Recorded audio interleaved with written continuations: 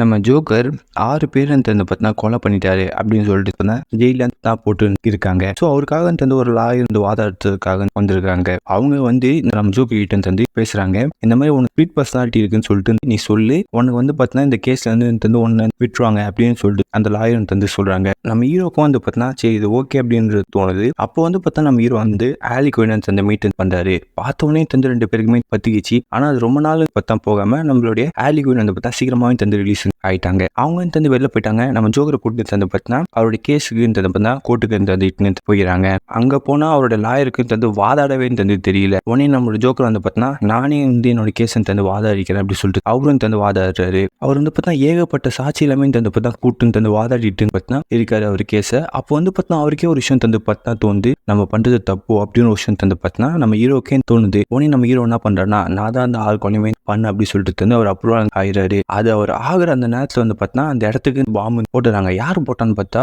நம்ம ஹீரோடைய ஃபேன்ஸ் தான் அந்த பாம்பு போட்டுக்கிறாங்க. நம்ம ஹீரோயின் அங்க தப்பிக்க வச்சிடறாங்க. நம்ம ஹீரோ இங்க ஸ்ட்ரெயிட்டா ஆலி குயினை பார்க்கறதுக்காக தான் போறாரு. அங்க போயிட்டு ஆலி குயின் கிட்ட நான் தப்பிச்சிட்டேன், வா போலாம் அப்படின்னும் போது, நான் உன்னை லவ் பண்ணல, உனக்குள்ள இருந்த அந்த ஜோக்கர் பர்சனாலிட்டி தான் லவ் பண்ணேன், அதனால நீ இப்ப எனக்கு தேவையில்லை அப்படின்னு சொல்லிட்டு நம்ம ஆலி குயின் ஜோக்கர் பிரேக்அப் பண்ணிட்டு அங்க போயிடறாங்க. நம்ம ஜோக்கர் வெறுப்பாயிட்டாரு. அப்போனா நம்ம காதல் பண்ணது எல்லாம் பொய்யா அப்படின்ற மாதிரி நம்ம ஜோக்கர் இருப்பாரு. அப்போ திரும்ப நம்ம ஜோக்கர் ஜெயில போட்டுறாங்க. அப்போ நம்ம ஹீரோ ஜெயில இருக்கும்போது ஒரு பர்சன் நம்ம ஹீரோ கிட்ட பேசுறாரு. ஜோக்கெல்லாம் சொல்றாரு. சிரிப்பு இல்லைனாலும் நம்ம ஹீரோ சிரிக்கிறாரு. திடீர்னு பார்த்தா அந்த பர்சன் ஹீரோ கத்தியில குத்திட்டு அவரோட வாயை கீஷன் அங்க போயிடுறாரு. அவன் கத்தியால குத்துறதுனால நம்ம ஹீரோ செத்து போயிடுறாரு.